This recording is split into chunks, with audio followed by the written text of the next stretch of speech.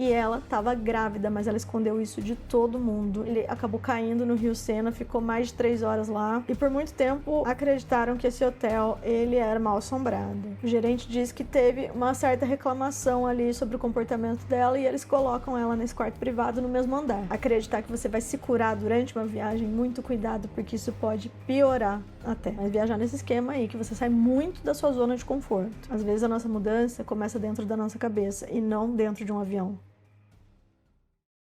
E aí galera, como é que vocês estão? Voltei pra fazer mais um vídeo pra vocês. E nesse vídeo a gente vai falar sobre um fenômeno social que tá em alta. E eu não sei se vocês vão concordar comigo, mas eu tenho algumas coisas pra falar. Viajar virou uma obrigação social. É aquele tipo de rolê que todo mundo tem que fazer, porque senão parece que tá ficando pra trás. Não sei se vocês já perceberam, tem gente que tá viajando, mas quando você vai ver no off mesmo, a pessoa tá reclamando de tudo, da comida, não tá gostando da experiência. Parece que só sorri pra foto. Nesse vídeo a gente vai desmistificar essa questão do viajo, logo existo, mas a gente vai falar de uma coisa muito importante, que é saúde mental. E para isso eu vou trazer casos de pessoas que foram para fora, não estavam com a saúde mental em dia, muito provavelmente não deveriam estar viajando, e uma coisa que era para ser incrível, ter memórias boas, voltar para casa, acabou não acontecendo. Antes de começar o vídeo, eu queria falar do patrocinador do vídeo de hoje, a Surfshark. Se você acompanha o canal, você já conhece a Surfshark, porque eles são parceiros aqui do canal há muito tempo. A Surfshark oferece um serviço de VPN, como uma VPN pode te ajudar, principalmente em viagens. Quando a gente está viajando,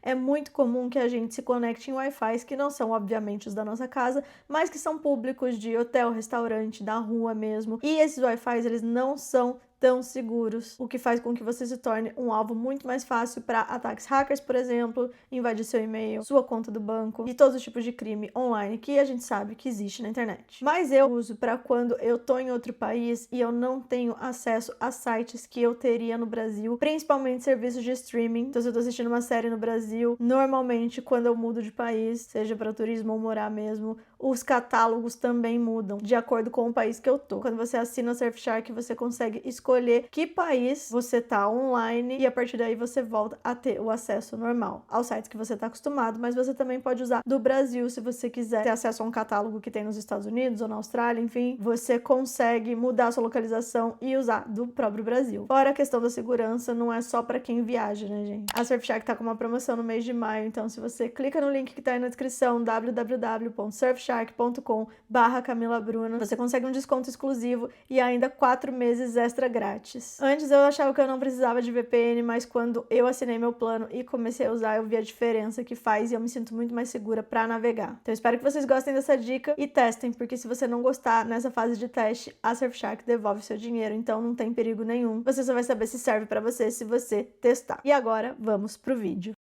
Sim, gente, viajar pode ser incrível, mas não faz milagre. E por que eu tô falando isso? Antigamente, as pessoas viajavam pra quê? Ah, vou tirar umas férias, vou relaxar, curtir minha vida. Mas em tempos de redes sociais, não é muito mais isso que acontece. Viajar também se tornou status, ostentação e até, para algumas pessoas, solução dos problemas. O que acontece é que online, as pessoas têm acesso a todo tipo de conteúdo. E eu acho que é certo dizer que a maioria das pessoas só compartilha os destaques da vida, as coisas boas que estão acontecendo. Então, quando você fica o dia inteiro no celular vendo a vida das pessoas e só coisas lindas e maravilhosas, é muito fácil você cair nessa ilusão de que a vida de todo mundo tá incrível, mas a sua não. E aí eu vejo as pessoas querendo viver exatamente a mesma coisa do outro, fica se comparando sim, e nessa de se comparar você acha que só você não tá vivendo a sua vida e tá todo mundo tendo experiências incríveis pelo mundo. Não sei se vocês já ouviram falar do tal do FOMO, que é o Fear of Missing Out, ou seja, é o medo de você tá perdendo alguma coisa. Esse fenômeno aí, social mesmo. Ele fala sobre essa questão da galera tá numa corrida louca pra tá em todos os lugares, postar tudo e mostrar que tá vivendo a melhor vida mesmo. Pai, se eu ficar em casa, o que eu tô perdendo? Eu preciso tá lá. Eu preciso estar fazendo o que aquela pessoa tá fazendo. Mesmo que você faça o que você acredita que você precisa estar fazendo porque tá todo mundo fazendo, não vai te deixar mais relaxado, vai te deixar mais estressado e aumentar também a ansiedade. Acho que é muito comum de ver hoje em dia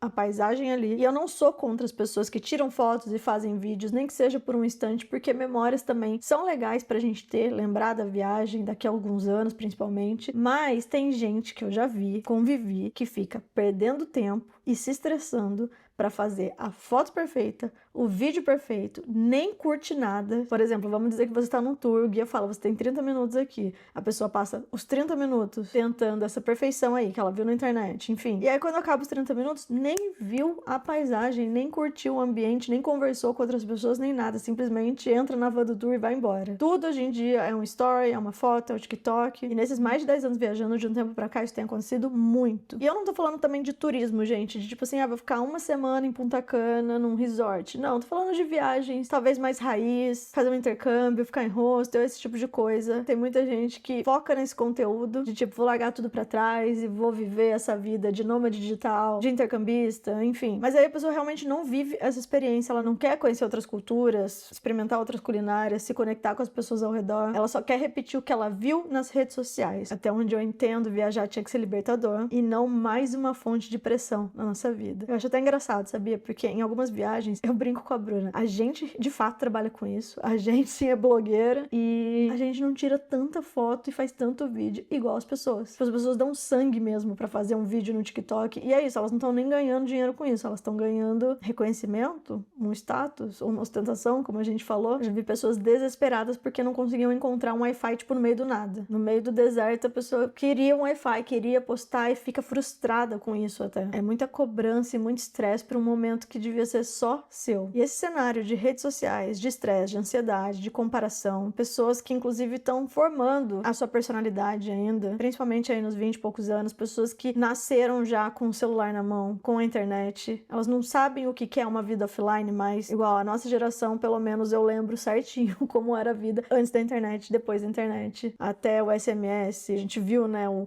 ICQ, o Orkut, essas coisas, então eu acho que a gente ainda tem resquícios do que é o offline, consegue ficar sem o online, apesar de ser difícil também, a gente já acostumou bastante, mas eu lembro como era. Essa nova geração, eles não conhecem outra vida, é aquilo e pronto, acabou. Você bombar no TikTok, você tem engajamento, isso aí define meio quem que você é também. E aí eu acho que fica mais difícil para essas pessoas lidarem com os problemas da vida real e acabam usando basicamente o online como um apoio. E é a partir daí que as pessoas acham que os problemas delas vão acabar se elas viverem a vida das pessoas que elas seguem. E viajar, gente, viajar eu falo, não é pra todo mundo, mas viajar nesse esquema aí que você sai muito da sua zona de conforto. Comprando uma viagem pro outro lado do mundo, sozinha, pra se jogar no mundo, enfim, seja homem ou mulher, não vai fazer você parar de tomar remédio, por exemplo. Não vai consertar o seu coração partido. Não vai acabar com sua depressão e sua ansiedade do nada. E tem gente que acredita que sim, tudo vai melhorar se eu postar uma foto nesse lugar lindo, maravilhoso, com filtro pra que as outras pessoas vejam que eu tô feliz. Só que o spoiler, gente, não é assim que funciona. E aí a pauta principal que eu quero chegar, que é saúde mental. Viajar, sim, pode ser uma partícula ali, uma terapia pra você trazer mudanças pra sua vida, pra você se desligar um pouco, pensar em outras coisas, aprender e até se inspirar. Só que viajar não é remédio pra nada, gente. Saúde mental é uma coisa séria e a gente tem que focar nisso, cuidar com muita calma, terapia, medicação e o próprio autocuidado. Viajar a gente tem que ver como um bônus, mas não um substituto pra todo esse cuidado que eu tô falando. Acreditar que você vai se curar durante uma viagem, muito cuidado, porque isso pode piorar até. Às vezes a nossa mudança começa dentro da nossa cabeça e não dentro de um avião. Primeira coisa para você considerar: a pessoa que posta uma foto bonita lá, ela não mostrou o perrengue que é você embarcar num voo, porque desde a hora que você chega no aeroporto, passar pelo check-in, pela segurança, enfim, já é estressante. O voo em si te deixa desgastado. Aí você chega lá, fuso horário, que bagunça toda a sua cabeça. Na hora que você tem que estar dormindo, você quer estar almoçando. Na hora que você tem que estar almoçando, você quer desmaiar. Demora dias pro seu corpo se acostumar. E aí vamos dizer que você tá indo pro intercâmbio, você tá morando na casa de uma host family, que é um estresse. Você tá longe de todo mundo que você gosta. Você não conhece ninguém, você não fala o idioma. Às vezes aquela foto bonita é uma trilha super difícil pra chegar. Você nem tem preparo físico. Então a gente tem que pensar não só naquela foto perfeita, não só naquele story maravilhoso, aquele reels que você viu, que você quer viver igual. Mas sim, será que é pra mim isso? Será que eu sou capaz de fazer? Eu tô preparada mentalmente, fisicamente? Ou eu acho que eu preciso disso porque outra pessoa fez e essa pessoa parece feliz no que ela tá postando? Eu vou contar alguns casos que eu sei e que são reais para vocês entenderem melhor o que eu tô falando. Eu já contei para vocês no canal sobre um amigo. Eu não lembro se ele tomava medicação já no Brasil, mas ele tinha um perfil depressivo e ele resolveu que ele faria intercâmbio e foi para Londres, Inglaterra, um lugar que eu já fui. Eu fiquei 3 meses em Manchester e eu não tinha nenhum problema de saúde mental. Era bem nova, inclusive, e eu fiquei meio depressiva lá no sentido de não queria sair da cama, tava sempre frio, tava sempre chovendo. Fiquei realmente mal, mas não a ponto de precisar ver um psiquiatra, tomar remédio nem nada. Eu só tava sem vontade de fazer nada. Esse menino, ele já tinha esse perfil no Brasil. Quando ele vai pro intercâmbio e passou por tudo que eu falei pra vocês, de idioma, não ter amigos, enfim, o quadro dele piorou muito. Ele ficou muito mal na Inglaterra. E aí ele não queria voltar pro Brasil porque seria um fracasso. Como assim você desistiu do intercâmbio 3 meses depois? Só que ele foi forçado porque ele começou a ter pensamentos que assustaram. E isso tudo durante o intercâmbio. Eu fiz um vídeo pra vocês no canal que hoje em dia já não tá mais no ar. Eu explico pra vocês porque às vezes me perguntam o que aconteceu. Era o caso de uma brasileira que foi para os Estados Unidos ser au pair e ela estava grávida, mas ela escondeu isso de todo mundo. Ninguém sabia, as outras au pairs não sabiam, a família dela não sabia, a Host Family não sabia. Ela conseguiu esconder durante todo esse tempo e aí um belo dia a Host Kid entra no quarto dela, era aniversário dela inclusive, e encontra dentro do saco de lixo o corpo do bebê. Ela teve o filho dentro do quarto, ela disse que a criança nasceu sem vida, mas a partir do momento que esse bebê nasce nos Estados Unidos, ele era um cidadão americano e ela foi presa por isso. Aqui no YouTube você pode sim fazer vídeos de caso, colocar fotos inclusive, principalmente se forem casos famosos e que tá todo mundo falando sobre, porque é de interesse público. Esse caso ele é antigo, é um caso que não tem nenhum vídeo no YouTube, não tem nada na internet, eu tive que caçar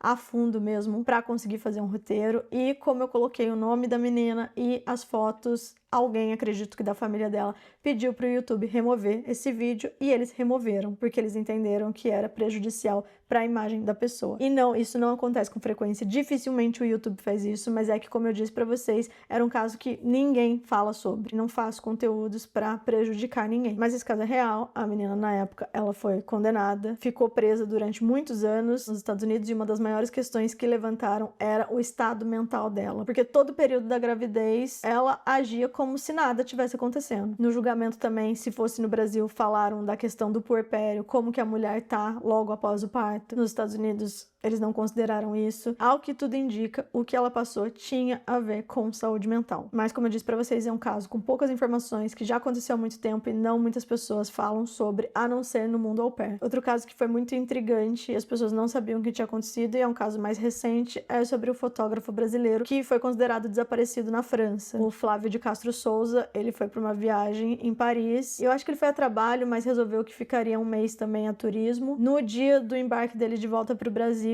ele conta pra família, por mensagens, né, para um amigo também, que ele acabou caindo no Rio Sena, ficou mais de 3 horas lá. Aí ele vai pro hospital, é atendido e logo em seguida ele desaparece de novo. Muita gente, inclusive a família, estava procurando e achou que ele poderia ter sido uma vítima de violência, afinal Paris é bem das perigosinhas mesmo. Mas conforme a investigação foi acontecendo, eles viram através de câmeras que o próprio Flávio tinha deixado o celular dele jogado num vaso enquanto ele estava a caminho do rio. E tem cenas dele também perto do rio de novo, depois de ter saído do hospital. Só que essa câmera que gravou era uma câmera 360 graus. E em uma das voltas que deu, ele estava lá e em seguida ele já não estava mais. Não acharam mais nenhum rastro dele ali por perto, né, em outras câmeras, e acreditam que ele caiu no rio de novo, mas sem sinais de violência. Ou seja, se foi um acidente ou se ele mesmo tomou essa decisão, não tem como a gente saber. Então é isso, não se sabe o que aconteceu, mas o corpo dele foi encontrado alguns meses depois. De todos esses casos que eu tô falando de brasileiros, eu acho que o maior que me lembra, assim, na questão de saúde mental e que deixou muita gente intrigada no mundo todo foi o caso da Elisa Lam, e esse eu vou trazer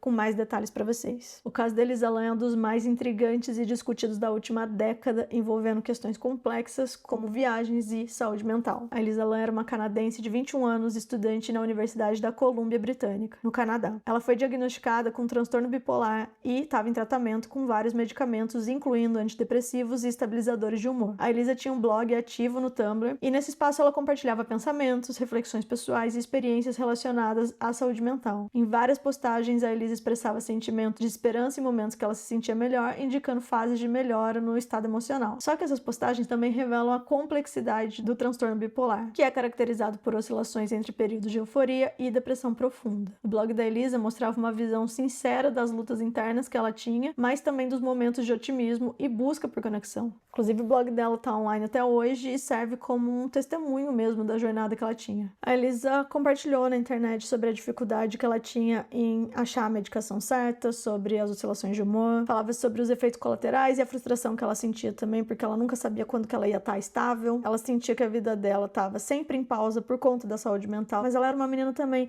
que compartilhava sobre os caras que ela gostava, as vezes que ela saía. Vendo os posts você vê que ela tentava manter uma vida normal, mas que ela tinha muitas batalhas internas por conta da doença e dos medicamentos dela. Em uma das postagens ela escreveu: aparentemente sou bipolar, alguns dias bons seguidos por uma semana dormindo, esse é meu padrão. Na outra ela fala assim: depressão é horrível, ponto final. O que a gente sabe através desses posts? Ela tinha consciência das condições dela, mas não fala especificamente dos medicamentos, só dos efeitos que tinha na vida dela. Quando chega janeiro de 2013, mais especificamente dia 6, ela posta que tá planejando uma viagem pra Califórnia. Essa viagem ela faria sozinha, passando por San Diego, Los Angeles, Santa Bárbara, São Luís Obispo, Santa Cruz, São José e São Francisco. E aí no dia 7 ela posta que ela tinha bucado os voos, chegando em San Diego no dia 22 até o dia 27. E daí durante o mês de janeiro a gente vê posts dela, por exemplo, no dia 13, em que ela falou que estava planejando a viagem, só que ela não conseguiria passar por todos os lugares que ela planejou. Depois ela falou que ela queria encontrar conhecidos também. E ela fala que ela estava animada para essa viagem, que seria um começar de novo, que ela se sentia melhor e que ela precisava sair da rotina dela para se redescobrir. É uma palavra que a gente usa muito durante as viagens. Porque é verdade, quando você está viajando, você experimenta uma nova versão sua. Você sai da zona de conforto e faz coisas diferentes, com pessoas diferentes. Então fazia total sentido o que ela estava falando. E era justamente isso que ela estava esperando, que essa viagem para os Estados Unidos desse uma virada de chave na vida dela. Mas enquanto ela estava otimista, ela também fazia uns posts de que ela não estava preparada para arrumar as malas, não estava com muita vontade. Até que chega o dia 26 de janeiro de 2013 e ela viaja para Califórnia. A Elisa continua postando todos os dias da viagem dela. Ela fala que ficou no aeroporto algum tempo e depois que em San Diego ela não fez muitas coisas diferentes do que ela já estava acostumada a fazer em casa, que ela não estava se sentindo mal com isso, porque ela também gostava da rotina que ela tinha em casa. No dia 29 ela posta sobre sentimentos de exaustão emocional e o desejo de escapar da própria mente. Eu gostaria de poder colocar parte do meu cérebro em uma caixa lacrada e empurrá-la pro fundo do meu armário por uma noite. Ela também falou que ia sair numa noite, então a viagem estava acontecendo. E aí em outro post ela relata que chegou em Los Angeles. O lugar que a Elisa ficou hospedada foi o Hotel Cecil, que tinha um grande histórico de pessoas que ficaram hospedadas lá e tiraram a própria vida, e aconteceram crimes. E por muito tempo acreditaram que esse hotel ele era mal assombrado. Mas quando ela foi para lá, ela pegou um quarto que era tipo um quarto compartilhado de hostel, então você dividia com outras pessoas. Só que 3 dias depois, a Elisa, ela é basicamente obrigada a ser mudada de quarto. Então a própria administração coloca ela num quarto privado, e isso aconteceu porque os outros hóspedes do quarto estavam achando o comportamento dela meio estranho, parece que ela deixava recado na cama das pessoas. O gerente diz que teve uma certa reclamação ali sobre o comportamento dela e eles colocam ela nesse quarto privado no mesmo andar. Esse foi o último dia que ela foi vista viva, e os pais dela falaram também que foi a última vez que ela mandou mensagem. Todos os dias ela ligava ou mandava mensagem pra falar que tava bem, e no dia 31 de janeiro eles não recebem mais nada. Eles não sabem ao certo quando era a data do check-out dela, mas ali no começo de fevereiro já era pra ela ter saído do hotel, e ela não fez o check-out e todas as coisas dela estavam ainda nesse quarto. Os pais não ouviram nada dela e eles relataram o desaparecimento pra polícia, e também a administração do hotel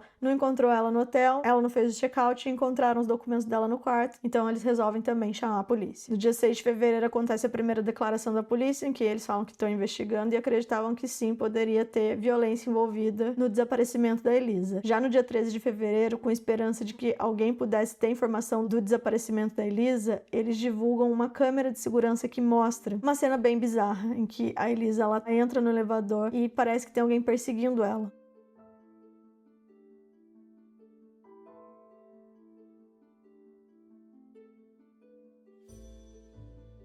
No final do vídeo, ela sai do elevador, faz uns movimentos bem estranhos antes de desaparecer. Esse vídeo eu não preciso nem falar, isso aí era em 2013, mas viralizou mundialmente. Todo mundo começou a investigar o caso e pessoas foram acusadas, foi um grande de um rolo, mas nada aparecia na câmera. Eles não conseguiram ver se tinha alguém de fato perseguindo ela, o que estava acontecendo. E nem sinal da Elisa. Até que chega dia 19 de fevereiro de 2013 e os hóspedes do hotel começam a reclamar da água, tanto do cheiro quanto do gosto, da cor e também da baixa pressão no chuveiro. E aí um funcionário do hotel, da manutenção, ele foi verificar os tanques de água do hotel e ele encontra o corpo da Elisa, sem roupa e flutuando dentro de um dos tanques. Só que era num lugar que os hóspedes não têm acesso e é difícil de chegar, na verdade. A polícia considerou a morte suspeita e continuou a investigação. No dia 21 de fevereiro, os investigadores relatam que a morte dela foi acidental, porque de acordo com o relatório da autópsia do legista do condado de Los Angeles, o corpo da Elisa foi encontrado nu, mas não tinha nenhuma evidência de trauma físico. E as circunstâncias da morte dela permanecem desconhecidas, mas tem muita gente que acredita que não foi acidental, por essa questão mesmo do acesso ao telhado ser bem restrito. Eles falaram que só tem 4 jeitos de chegar no telhado e todos elas são bem difíceis e também para subir no tanque é difícil de imaginar alguém fazendo sozinho. Então ninguém sabe como que ela chegou no telhado e como que ela foi parar no tanque daquele jeito. Só que o relatório toxicológico foi divulgado e as descobertas mostraram que ela não apresentava sinais de intoxicação por drogas ou álcool, mas o legista revelou que apenas vestígios dos medicamentos prescritos para tratar o transtorno bipolar, incluindo antidepressivos, um estabilizador de humor e um antipsicótico foram encontrados. Vestígios, o que significa, gente? Eles falaram que a quantidade detectada desses remédios era muito baixa e não estava de acordo com o que uma pessoa que está em tratamento deveria ter no organismo. Estava muito abaixo do prescrito, inclusive. Então eles acreditam que a Elisa ou estava pulando os dias da medicação, não tomando todo dia, ou ela tinha parado de fato com o tratamento. Nessa análise toda, os especialistas e os peritos falaram que não é incomum que as pessoas que sofrem de transtorno bipolar parem de tomar o remédio, porque o transtorno ele é muito responsivo ao tratamento. Acontece muito das pessoas que tomam uma medicação se sentirem muito melhor logo de cara, acreditar que estão curadas, que não tem mais problema e simplesmente cortar a medicação. Eles mostraram inclusive um estudo que mostra que até 70% dos pacientes que são diagnosticados com transtorno bipolar não seguem as recomendações de prescrição. E aí, quando a pessoa para de fazer o tratamento, isso causa uma piora nos sintomas, um aumento das hospitalizações e também um aumento no comportamento suicida. Em setembro de 2013, os pais da Elisa Lam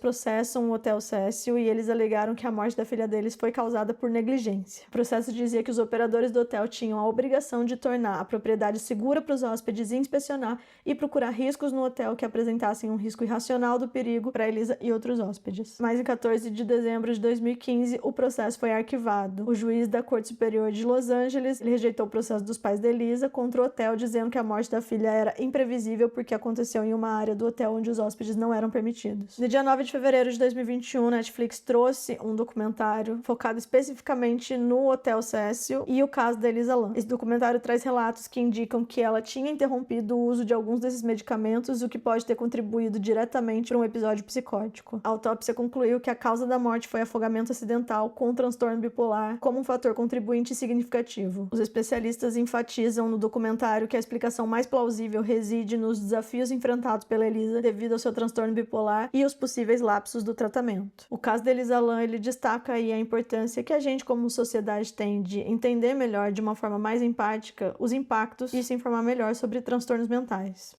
Esse é um caso muito triste que atraiu gente de todo mundo tentando descobrir o que aconteceu, mas o documentário da Netflix é muito bom. Eles trazem essa questão que nunca tinha ido a público sobre, por exemplo, outros hóspedes já terem reclamado dos comportamentos que ela estava tendo. Eu fui uma pessoa que já fiquei muito em hostel, né? Eu fiquei hospedada em Miami uma vez com um cara que ele, de madrugada, acordava, descia da cama e ficava virado para a parede falando e batendo a cabeça. Depois ele começou a gritar durante a noite enquanto ele estava dormindo. Na época eu estava viajando com o meu ex e a gente simplesmente saiu correndo do quarto desesperado porque a gente ficou com medo do que esse cara tava fazendo. No dia seguinte, ele tava agindo normal, tomando café da manhã como se nada. Eu achava bem estranho, pedi pra mudar de quarto, eles falaram que não tinha outro. Quando eu volto pro meu quarto durante o dia, esse cara tava com 6 ovos, eu acho. Ovos cozidos do café da manhã, todos jogados em cima do colchão dele, e ele perguntou se eu queria. Foi a única vez que eu me lembro, assim, de passar por uma situação dessa, que eu olhava e falava, esse cara não tá bem e eu tô com medo de ficar no mesmo quarto que ele. Então eu imagino totalmente essa situação de ela não tá agindo de uma forma que as pessoas consideraram ok, saudável, e foram reclamar e por isso tiraram ela do quarto. E isso, ao meu ver, já mostra que a pessoa não tava bem. Esse comportamento aconteceu alguns dias antes do desaparecimento dela. Sabendo desse contexto e vendo as imagens, pode ser sim que ela tava tendo algum surto e acreditou que alguém tava perseguindo. Mas isso podia estar acontecendo só dentro da cabeça dela. Eu quis trazer esse vídeo, gente, pra gente entender que viajar pode sim curar a nossa alma, mas não é substituto para terapia e remédio. Dependendo da situação, você pode até piorar. E aí, quando eu falo de intercâmbio, por exemplo, o intercâmbio de au pair, que você vai morar na casa dos outros, você vai cuidar de crianças, eu já acho um absurdo a pessoa que fala assim, eu não sei dirigir carro direito, mas eu vou pro au pair lá, eu aprendo. Porque você vai ser responsável por crianças. Outro absurdo que eu acho é a pessoa que não gosta de criança e só pra morar fora, só pra ter essa experiência, ela vai pra lá pra ser au pair. Você vai viver uma realidade estressante em outra língua e você vai ser responsável pelo filho dos outros. Então eu acho que a gente tem que ser sim responsável, não só pela questão de saber dirigir, de ter paciência com criança, de estar preparado para o intercâmbio, mas saber que se eu não tô bem mentalmente, se eu tô, sei lá, depressiva ou irritada com tudo, oscilação de humor, esse tipo de coisa, não é ideal eu me colocar à disposição de uma família que quer que eu cuide dos filhos dela. Se eu não tô cuidando nem de mim, como é que eu vou cuidar dos outros? Ai, Camila, mas eu não quero fazer au pair, eu quero fazer um mochilão. Falo também por experiência, mochilão é difícil, você fica sozinho, você tem que saber que barco que você tá entrando, porque às vezes pode ser furada. Não é pra todo mundo. Eu não tô falando que só pessoas em perfeito estado físico e mental podem viajar, não é isso. O que eu tô falando é que é muito mais difícil do que parece nos videozinhos dos rios, dos Instagrams da vida aí. Ficar sozinho é difícil, compartilhar quarto é difícil, não falar o idioma é difícil, morar na casa dos outros é difícil, tudo que envolve viajar pode ser muito difícil. E aí você tem que estar preparado e querer de fato viver aquilo, porque como eu falei no começo do vídeo, tem gente que nem quer, só acha que quer porque tá assistindo aquele conteúdo o tempo todo. Não se sinta pressionado pelo que você vê na internet. Se é uma vontade sua, sempre sonhei com isso, ouvi isso e achei muito legal, faz uma meditação com você no seu quarto, pensa no banho, é isso que eu quero, eu vou gastar meu dinheiro com isso, vai mudar alguma coisa, será que não é um outro tipo de terapia que eu tô procurando? Eu era uma pessoa que eu pensava que viajar era minha terapia, e eu posso falar pra vocês hoje em dia que a terapia que você faz com uma psicóloga não tem nada a ver com a terapia de você viajar e ir pra um outro país. Os dois sim trazem autoconhecimento e eu acho que eles se cruzam muito bem quando você sim se sentir pronto. Viaje, porque faz muito bem. É muito incrível. É tudo que eu já falei aqui no canal. Realmente me fez crescer muito. Só que faz por você isso e não pela hype. E faz quando você estiver bem aqui. Porque aí você vai aproveitar o seu momento do seu jeito, sem pressão, sem fomo, o medo de estar perdendo alguma coisa. E a gente sabe que tem muita possibilidade hoje em dia, mas cada um tem que seguir a sua jornada. Porque aí você vai conseguir se permitir sentir, descansar e desconectar. E pra mim esse é o sentido da viagem. A gente tem que lembrar que a vida não é uma maratona de stories. E em hipótese nenhuma, corte os seus remédios porque você acha que você tá melhor, principalmente durante uma viagem ou um intercâmbio. Segue o tratamento certinho que daí você é completamente capaz de realizar qualquer sonho. O vídeo de hoje é um alerta, porque eu conheço pessoas que passaram por essa situação. Vejo muito em viagens gente com esse discurso de eu vim me curar e às vezes a cura tá pro outro lado, tá lá em casa, tá na sua zona de conforto. É isso, gente. Eu espero que esse vídeo traga uma clareza para as pessoas. Se você tem algum amigo que você sabe que tá passando por isso e você se preocupa, conversa com ele, mostra esse vídeo. E independente de qualquer coisa, eu sempre recomendo terapia para todo mundo porque faz muito bem. Em questão da medicação, tomar remédio não é vergonha para ninguém. Se o seu corpo precisa para você melhorar, que seja. Galera, não esquece de se inscrever no canal e ativar o sininho para receber notificação toda vez que a gente postar vídeo. Segue a gente nas redes sociais. Mila Faria, Bruna P. Faria, MustShareBR. E a gente se vê no próximo vídeo. Um beijo, é nóis, tchau.